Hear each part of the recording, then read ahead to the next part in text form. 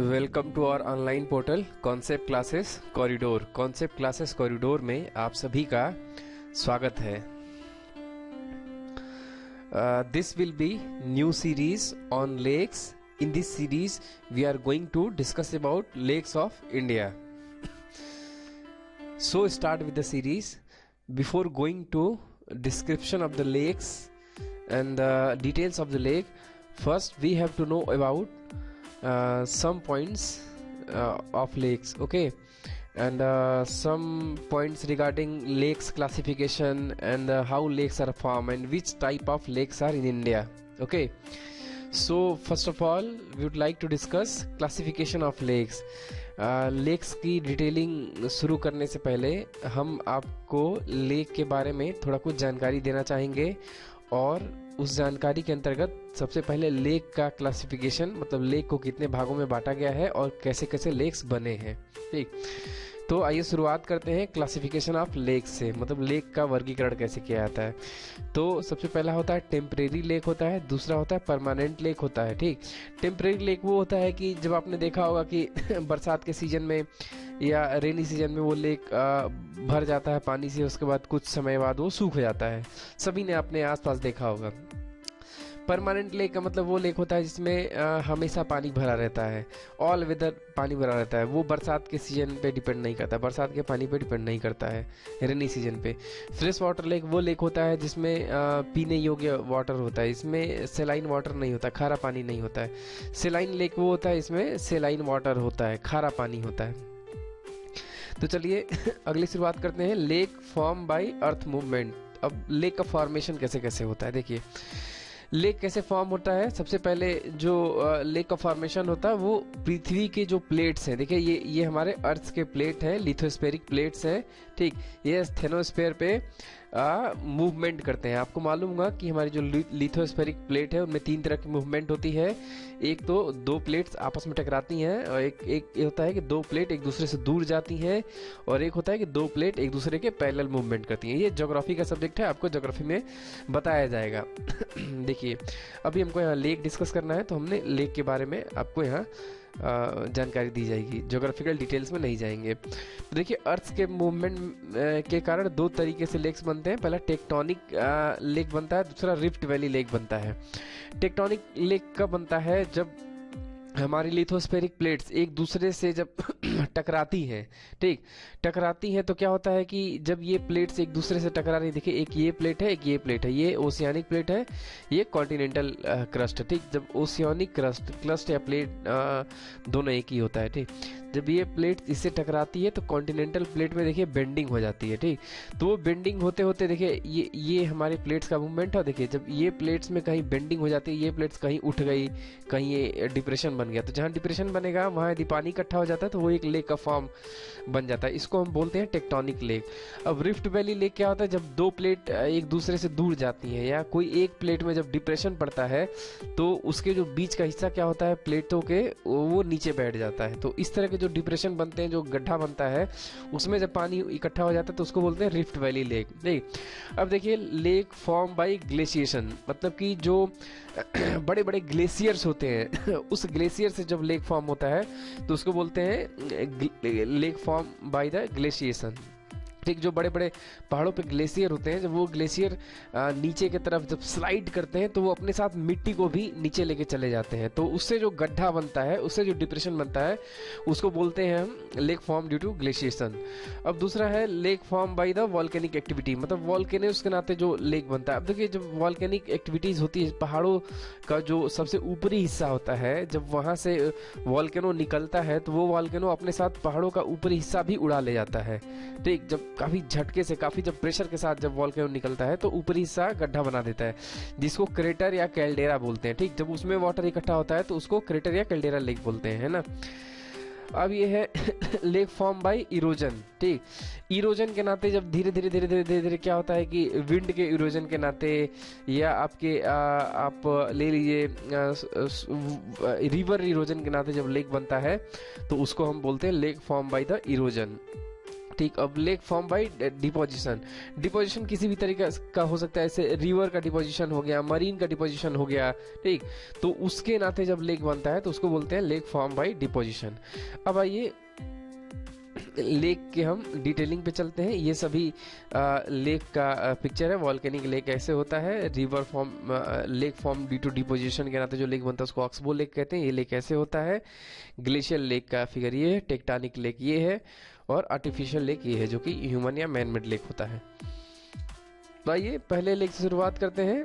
पहला क्वेश्चन हमारा ये होगा, डल झील किस राज्य में है, ठीक। तो डल झील आपको सभी को मालूम होगा, डल झील हमारा जम्मू कश्मीर में है, ठीक। Dal is a lake in Srinagar, Jammu Kashmir के श्रीनगर में है, ठीक। The summer capital of Jammu Kashmir of India, ठीक। तो देखिए ये जो श्रीनगर है जम्मू कश्मीर का समर कैपिटल है। It is an urban lake which is the second largest in the union territory of Jammu Kashmir. Jammu Kashmir UT में ये सेकेंड लार्जेस्ट लेक है। चलिए देख लेते हैं इसकी लोकेशन, देख लेते हैं लोकेशन क्या है। ये हमारा जम्मू कश्मीर और लेह का मैप है, और ये रहा श्रीनगर। ये लेक की लोकेशन यहाँ पे है श्रीनगर में। आइए इस लेक से जुड़े कुछ फैक्ट्स देख लेते हैं, ठीक। जो श्रीनगर में जो डल लेक है, डल लेक चार चिनार ऑल्सो समटाइम कॉल्ड, देखिए जो वो हमारे जो ये डल लेक है, इस डल लेक में हमारे 3 आइलैंड है, आइलैंड्स हैं, टापू है, मतलब ये लेक के बीचों बीच, ठीक। तो उसको हम चार चिनार भी कहते हैं, ठीक। तो देखिए उस पे चार चिनार क्यों कहा जाता है, क्योंकि जो टापू है उन टापुओं पर चिनार का पेड़ लगा हुआ है, चिनार का पेड़ है, ठीक। तो देखिए पढ़ के आपको बताया जाता है, चार चिनार ऑल्सो समटाइम कॉल्ड चार चिनारी, रूप लैंग और रूप लैंग, ठीक ना, Rupa Lank is a island in the Dal lake, ठीक है ना, Srinagar and the Jammu Kashmir. Dal lake include 3 island, 2 of which are marked by beautiful chinar tree, ठीक है ना।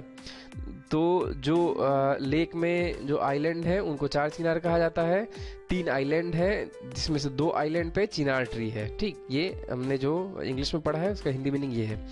अब देखिए कहावत है जम्मू कश्मीर के बारे में, बहुत अच्छी कहावत है श्रीनगर में, गर फिरदौस बर रूहे जमी अस्त हमी अस्तो अमी अस्तो अमी अस्तो, ठीक। कहा जाता है कि ये जो लाइनें हैं ये जहांगीर ने, मुगल एम्परर जो जहांगीर थे, जहांगीर ने बोली थी। इसकी मीनिंग ये होती है कि if there is a heaven on the earth it's here it's here it's here, यदि जमी पे कहीं स्वर्ग है तो ये यही है यही है यही है। बोला जाता है कि मुगल एम्परर जहांगीर ने 17वीं सेंचुरी में इस लाइन को बोला था और मुगल एम्परर का ये मानना था कि यदि आप का जो एक्सपीरियंस है बिना श्रीनगर डल लेक को देखे हुए बना है तो वो एक्सपीरियंस कहीं ना कहीं अधूरा है, ठीक है ना। चलिए अब अगला डिटेल्स देखते हैं। देखिए जो हाउस बोट है हमारे श्रीनगर डल लेक की सबसे बड़ी खासियत है, ये बोट्स पे हाउस बने रहते हैं, इसमें लोग बोटिंग करते हैं और समर सीजन में ये बोटिंग काफ़ी होती है, बहुत ही बढ़िया लोगों को लगता है, बहुत ही अच्छा लगता है। लोग अपना कैपिटल मतलब छुट्टियां मनाने वहीं जाते हैं और ठंड में ये लेक जम जाती है, ये समर के लिए काफ़ी अच्छा होता है।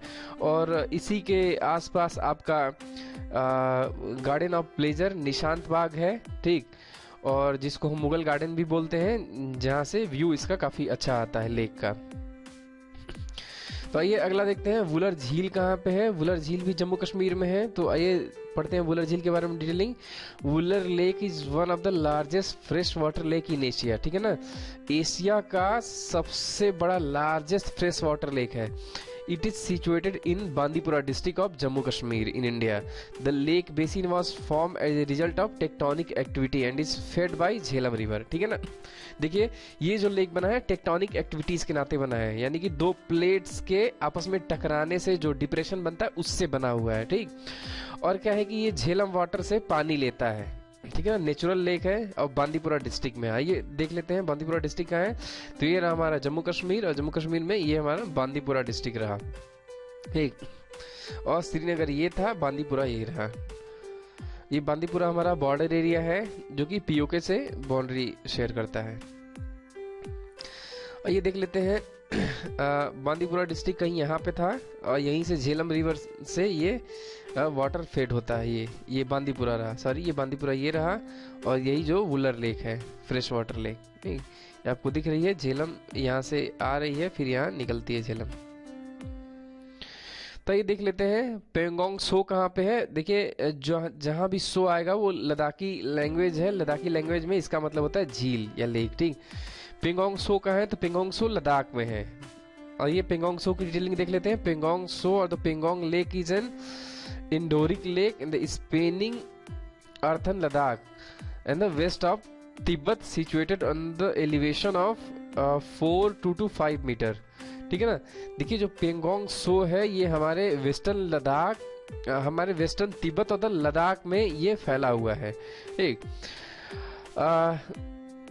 The lake is in the process of being identified under the Ramsar Convention as a wetland of international importance. This will be first transboundary wetland in the South Asia under the convention. देखिए इस lake को लेके एक discussion चल रहा है कि इसको रामसर साइट के तौर पे रखा जाए, रामसर स्थल के रूप में इसकी आइडेंटिफिकेशन की जाए। अभी इस पे डिस्कशन चल रहा है। यदि ये रामसर साइट बन जाता है तो ये पहला ट्रांस बाउंड्री रामसर साइट होगा जो कि साउथ एशिया में होगा। ट्रांस बाउंड्री मतलब दो देशों के बीच का ये रामसर साइट होगा। आइए देख लेते हैं, ये हमारा लेह रहा, ठीक। और लेह में लेह लद्दाख का मैप है और लेह लद्दाख के मैप में ये ऐसे आपके पेंगोंग सो गया हुआ। आइए देख लेते हैं पेंगोंग सो की मैपिंग देख लेते हैं। तो देखिए ये हमारा लेह रहा था और ये पेंगोंग सो है, ये वाला जो आपको नीले कलर से दिख रहा है पेंगोंग सो है। तो देखिए ये बस हमारा इंडिया का हिस्सा दिखाया हुआ है पेंगोंग सो का। ये पूरा लद्दाख में भी, ये तिब्बत में भी ये जाके इसकी स्पेनिंग हुई है। स्पेनिंग मतलब तिब्बत में भी ये फैला हुआ है। देखिए ये रहा पेंगोंग सो। पेंगोंग सो ये फिर देखिए ये पतला सा हिस्सा है जो कि तिब्बत को भी ये क्रॉस जाता है। तो आइए देख लेते हैं सो मोरिरी कहाँ पे है। सो मोरिरी लद्दाख में है, ठीक। सो का मतलब फिर से यहाँ हो गया आपका लेक हो गया, झील हो गया। तो आइए सो मोरिरी के बारे में देख लेते हैं। So Moriri lake is Changthang region of Ladakh, is one of the most beautiful, calm and the sacred high altitude lake in India. मतलब कि ये लद्दाख का one of the most beautiful lake है जो कि काफी पवित्र लेक माना जाता है लद्दाखियों के लिए। It is the largest high altitude lake in India, ठीक। That is entirely in the Indian territory. ये हाई एल्टीट्यूड मतलब काफी ऊंचाई पे है ये, और जो कि पूरी तरीके से इंडियन टेरिटरी में है। This is the beautiful blue palette lake in is about 7 kilometre wide at its broadest point and about 19 kilometre long. 19 kilometre लंबा है तथा 7 किलोमीटर चौड़ाई है, जहां इसकी सबसे वाइडेस्ट चौड़ाई 7 किलोमीटर है। Being part of the wetland reserve under Ramsar site, ठीक। ये रामसर साइट भी है। It is actual known as Tso Moriri wetland conservation reserve and one cannot pitch any tent and construct anything near the bank of the lake. इस lake के किनारे कोई मतलब कि कोई ऐसी एक्टिविटीज नहीं हो सकती है इसमें आप टेंट लगा के रहें, या कोई कंस्ट्रक्शन एक्टिविटीज इसके किनारे नहीं हो सकती, क्योंकि ये रामसर साइट के अंडर कंजर्व है। It is highest Ramsar site in the world, ठीक ना। ये सबसे ऊंचाई पे हाईएस्ट साइट है रामसर साइट, पहला ऐसा साइट है। इसको ध्यान रखिएगा जो रामसर साइट के बारे में बताया जा रहा है। A large number of flora and fauna is found in the region since it is very near to the line of control.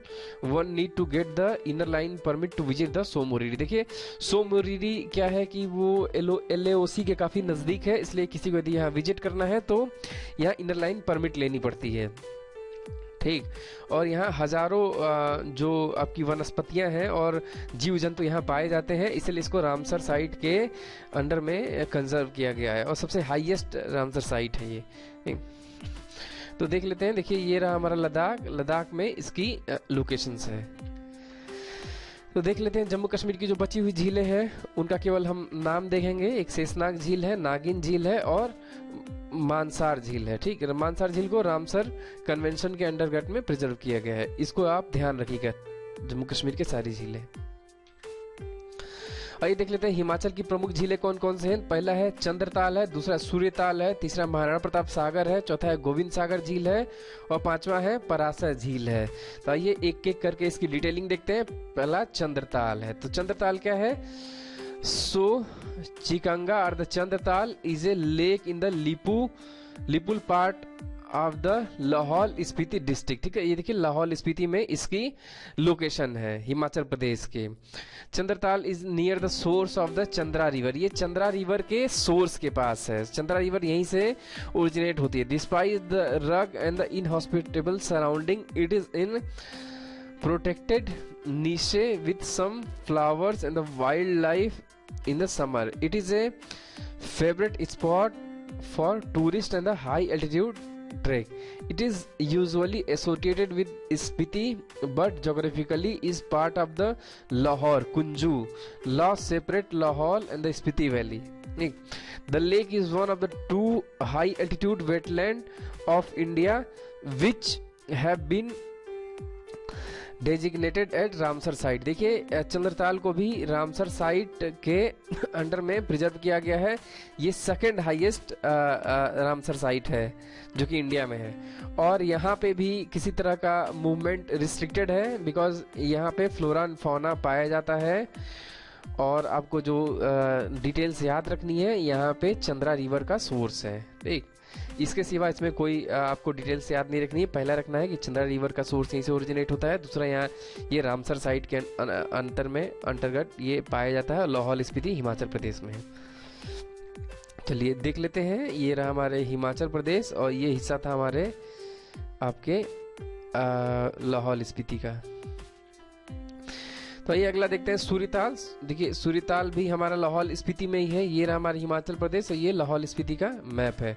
आइए पढ़ते हैं सूर्यताल के बारे में। सूर्यताल और the Surajtal also called as Suryatal is a sacred body of water, literally mean the lake of sun god and lie just below the Baralacha la pass. ठीक है ना, ये बारालाचाला पास के जस्ट नीचे लाहौल स्पीति डिस्ट्रिक्ट में है और ये काफी सेक्रेड मतलब लेक है। सेक्रेड लेक का मतलब कि काफी पवित्र लेक माना जाता है वहां के लोगों के लिए। Lahaul Spiti of state in the Himachal Pradesh.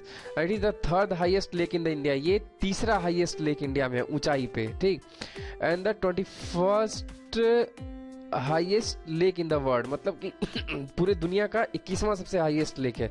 Surajtal lake is the source of the Bhaga river. ठीक, we join the Chandra river down stream at the Tandi to form the Chandrabhaga river in the Himachal Pradesh territory. ठीक, देखिए अब देखिए आपका जो ये था क्या बोलते हैं, जो आपकी चंद्रा रिवर थी वो आपका चंद्रताल से निकल रही थी और जो भागा रिवर है वो आपकी निकल रही है सूर्यताल से निकल रही है और यही चंद्रभागा जाके मिला के चंद्रभागा रिवर बनाती है हिमाचल प्रदेश में। And is enter the Jammu Kashmir and rename as the Chenab river. ठीक, इसी चंद्रभागा रिवर जब जम्मू कश्मीर में जाती है तो चेनाब रिवर के नाम से जानी जाती है। तो चलिए अगला देखते हैं। महाराणा प्रताप सागर कहाँ है? Maharana Pratap Sagar is in India and also known as Pong reservoir और Pong dam lake created in the 1975 by building the highest erstwhile dam in India on the Beas River। ठीक ना, देखिए जो ब्यास रिवर थी, ब्यास रिवर पे डैम बना के इस ताल को बनाया गया था जो कि 1975 में बनाया गया था, 1975 में। Wetland zone of the Shivalik hill of the Dehra Gopipur division, Kangra division of the state Himachal Pradesh. देखिए हिमाचल प्रदेश के कांगड़ा में ये महाराणा प्रताप सागर स्थित है जो कि ब्यास रिवर पे, बेस रिवर पे डैम बना के इसका फॉर्मेशन किया गया। ये मैन मेड लेक है। Town of Gopipur is submerged in the reservoir, many families were displaced while flooding of the reservoir. देखिए ये रिजर्वायर जब भी मैन मेड रिजर्वायर बनाया जाता है तो उससे क्या होता है कि जो वहाँ की हैबिटेशंस होती है, हैबिटेशंस को कहीं ना कहीं डिस्प्लेस करना पड़ता है आसपास के लोगों को। तो महाराणा प्रताप के बारे में याद रखिएगा, महाराणा प्रताप सागर जो है आपके हिमाचल प्रदेश के कांगड़ा डिस्ट्रिक्ट में है और ब्यास रिवर पे डैम बना के मैन मेड रिजर्वायर बना के इसको फॉर्म किया गया है। अब देखिए अगला देख लेते हैं। ये हमारा हिमाचल प्रदेश रहा, ये हमारा कांगड़ा डिस्ट्रिक्ट था जहाँ पे हमारा महाराणा प्रताप सागर था। अब अगला देख लेते हैं गोविंद सागर कहाँ पे है। तो गोविंद सागर हमारा जो है ये आपके ऊना और बिलासपुर बॉर्डर पे है, हिमाचल प्रदेश के ऊना और बिलासपुर बॉर्डर पे है। Gobind Sagar lake is a reservoir situated in the Una in the Bilaspur district of the Himachal Pradesh, form by Bhakra dam. Bhakra dam पे ये बनाया गया है, ये भी मैन मेड लेक है, ठीक। The reservoir is one of the river Suraj and is named in the honor of Guru Gobind Singh, the 10th Guru of Sikh Guru, ठीक। One of the world highest gravity dam, the Bhakhara Dam rise nearly to 5.5 meter above its lowest formation, ठीक।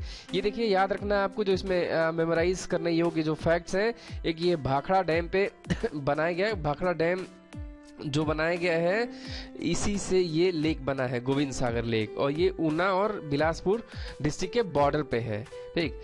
और ये भी man made lake है। तो ये अब देख लेते हैं परासर झील कहाँ पे है। तो परासर झील हिमाचल प्रदेश के मंडी में है। तो कुछ डिटेलिंग देखते हैं परासर झील के बारे में। Parashar lake lie 45 kilometres east of Mandi, Himachal Pradesh, India, with a 3-storied pagoda like temple dedicated to sage Parashar. देखिए ये जो परासर झील है ये परासर ऋषि के नाम पे इसका नाम रखा गया है, और इसके किनारे एक 3-story टेम्पल है, साउथ इंडियन स्टाइल में टेम्पल वहाँ बना हुआ है। The lake is located at the height of 8960 feet above the sea level with a deep blue water. The lake is held sacred to sage Parasar and he is regarded to have meditated there. कहा जाता है कि परासर मुनि ने यहाँ meditation किया था इस लेक के किनारे। अब देख लेते हैं पंजाब की प्रमुख झीलें कौन कौन सी हैं। तो पंजाब की झीलें हैं हरिके है, रूपार है, कांजली है। भाई इसकी डिटेलिंग एक एक करके देखते हैं। तो पहला हरिके झील है। हरिके कहाँ पे है? हरिके जो लेक है तरन तारण और फिरोजपुर डिस्ट्रिक्ट के बॉर्डर पे है। देखिए it is the largest wetland in the northern India, north India का सबसे लार्जेस्ट वेटलैंड है, नहीं। in the border of Taran Taran Sahib district and the Firozpur district of the Punjab, ठीक। The wetland and the lake were formed by constructing the head work across the Sutlej river in 1953। देखिए 1953 में Sutlej river पे dam बना के इसको बनाया गया था लेक को। The headword is located down stream of confluence of the base and the Satluj river just south of Harike village, ठीक। देखिए हरिके विलेज के साउथ में सतलज रिवर पे डैम बना के इसको बनाया गया है, ठीक। इससे क्या है कि वेटलैंड भी क्रिएट होता है, वेटलैंड भी बना इस लेक के नाते, और लेक भी है। वेटलैंड क्या होता है? वेटलैंड जो दलदली जमीन होती है उसको हम वेटलैंड बोलते हैं।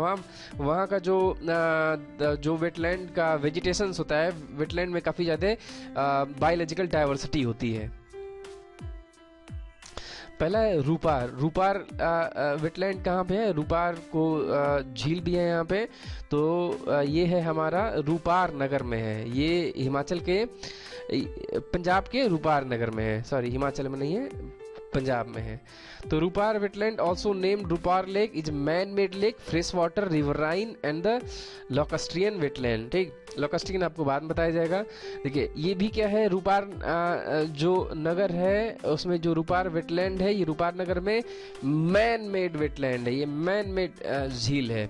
The area has at least 9 mammals, 145 birds, 35 fish and the 9 एंथ्रोपोड्स, 11 rotifers and the 9 crustacean and the 10 protozoan species making it biologically diverse। देखिए बायोलॉजिकली काफी डाइवर्स है। जब भी वेटलैंड होता है ना, अभी आपको बोला है, जो भी वेटलैंड होता है काफी बायोलॉजिकली डाइवर्स होता है। तो रूपार एक वेटलैंड है जो कि मैन मेड वेटलैंड है, काफी डाइवर्स है। ये इन्वायरमेंट के लिए काफी अच्छा माना जाता है, जो बायोलॉजिकल डाइवर्सिटी होती है। देखिए अब कांजली के बारे में देख लेते हैं। कांजली जो है हमारा पंजाब के कपूरथला डिस्ट्रिक्ट में है।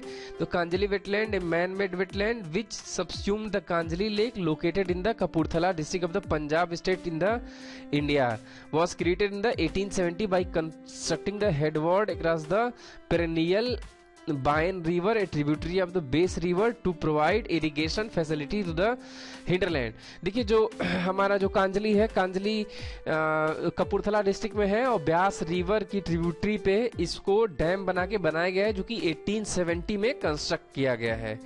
इसमें यही है, आपको याद रखना है कि कांजली वेटलैंड भी है, कांजली लेक भी है, जो कि ब्यास रिवर की ट्रिब्यूटरी पे डैम बना के बनाया गया है। This is the man made. आइए अगला देखते हैं, हरियाणा की प्रमुख झीलें क्या हैं।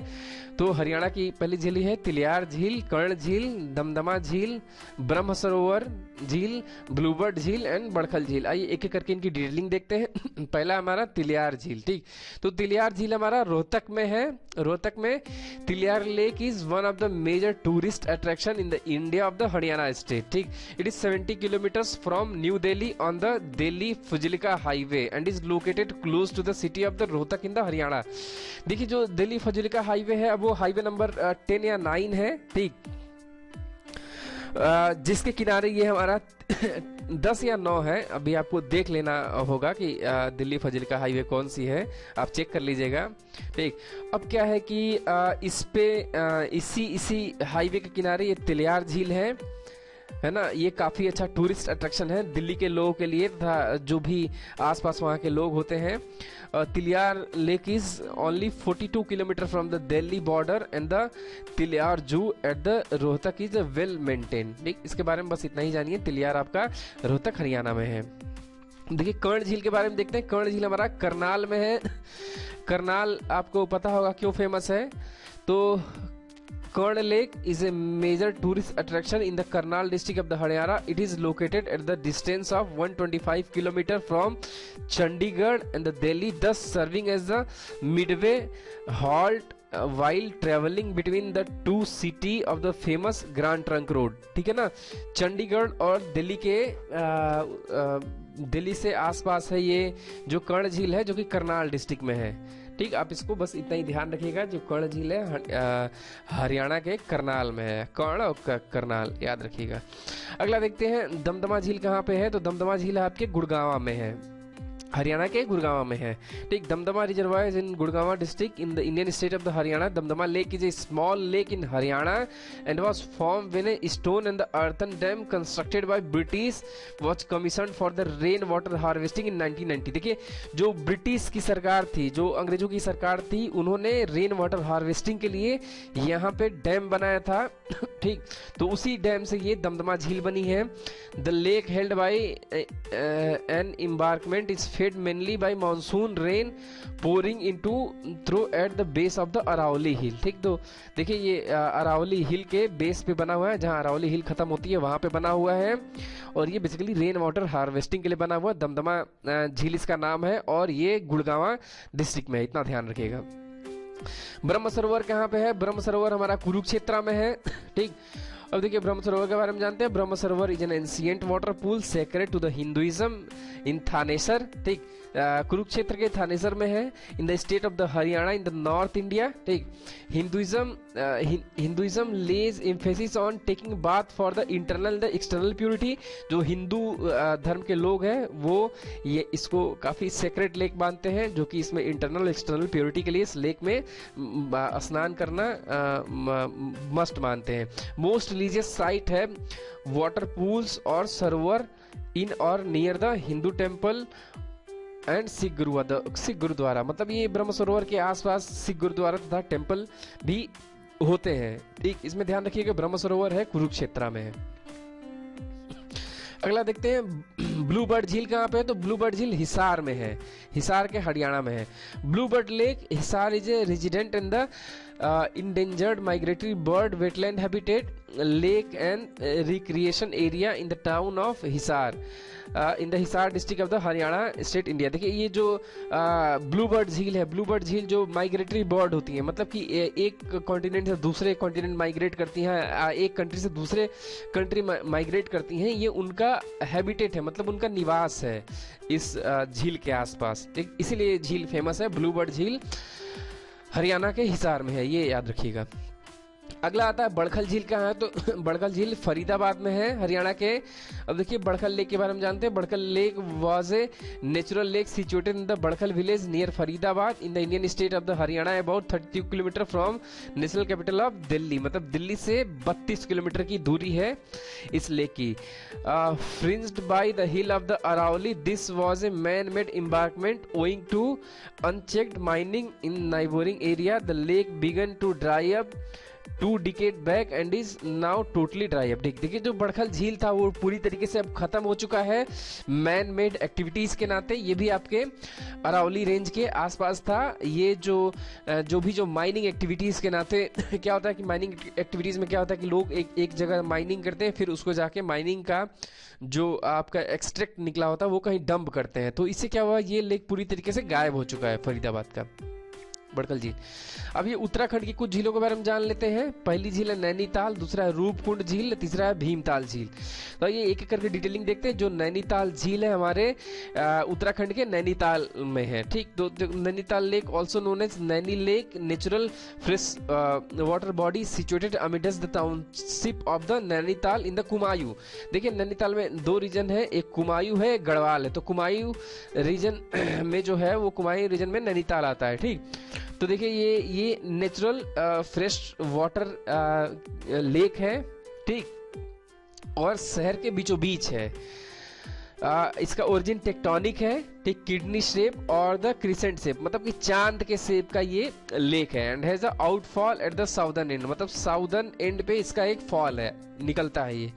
Nainital lake in the Nainital district called the lake district of India. Nainital को लेक डिस्ट्रिक्ट ऑफ इंडिया भी कहते हैं, ये याद रखिएगा, है ना। 1 of the 4 lakes of the Kumaon hill, मतलब नैनीताल डिस्ट्रिक्ट में कुमायूं हिल के 4 लेक पाए जाते हैं, इसलिए इसको लेक डिस्ट्रिक्ट ऑफ इंडिया भी कहते हैं। The other 3 lakes are Sattal lake, Bhimtal lake and the Naukuchiatal lake है, ठीक। अब अगला देखते हैं हमारा रूपकुंड झील कहाँ पे। रूपकुंड झील हमारा चमोली डिस्ट्रिक्ट में है। तो देखिए रूपकुंड और द मिस्ट्री लेक और the skeleton is a high altitude glacial lake in the Uttarakhand state of the India, ठीक। देखिए इसको हम स्केलेटन झील भी बोलते हैं। स्केलेटन झील क्यों बोला जाता है? स्केलेटन झील इसलिए बोला जाता है कि 9वीं शताब्दी में यहाँ पे जो हैबिटेशन थी, यहाँ पे जो कभी न कभी कुछ लोग थे, लोग यहाँ पे या तो रहते होंगे या तो किसी पर्पज से गए होंगे, और वहाँ पे हेल स्टॉर्म आने के नाते उन सभी की मृत्यु हो गई थी। तो उसी मृत्यु से अभी भी पानी में उनका स्केलेटन नीचे दिखता है। जब ये लेक गर्मियों में पिघलता है तो वो स्केलेटन दिखता है, तो इसलिए उसको बोलते हैं स्केलेटन लेक भी बोलते हैं। It lie in the lap of the Trishul massif, ठीक, located in the Himalayas. The area around the lake is uninhabited in the रफली at the altitude of 16,470 feet, surrounded by the rock Stevin Glacier and the snow-capped mountain. Roopkund is a popular trekking destination. Roopkund एक popular trekking destination है। इसमें बस आपको यही याद रखना है कि इसको हम स्केलेटन लेक भी बोलते हैं। उत्तराखंड के ये चमोली डिस्ट्रिक्ट में है। चलिए अगला देखते हैं भीमताल कहाँ पे। तो भीमताल भी नैनीताल डिस्ट्रिक्ट में अभी आपको बताया गया है। Bhimtal lake is a lake in the town of Bhimtal in the Indian state of Uttarakhand and masonry dam built in 1883 created the storing facility. It is the largest lake in the Kumaon region known as the lake district of India. अभी आपको बताया गया नैनीताल जो है वो नैनीताल को lake district of India बोलते हैं। ये भीमताल नैनीताल में ही है। The lake provide drinking water supply and supports aquaculture with a variety of fish species. There is an island at the center of lake which has been developed as a tourist attraction and has an aquarium. ठीक है ना। इस lake के बीचों बीच में island है जो कि काफ़ी टूरिस्ट अट्रैक्शन है, और ये भी एक तरह का आपका मैन मेड लेक है ना, जो कि 1883 में बना था। इसी के साथ धन्यवाद।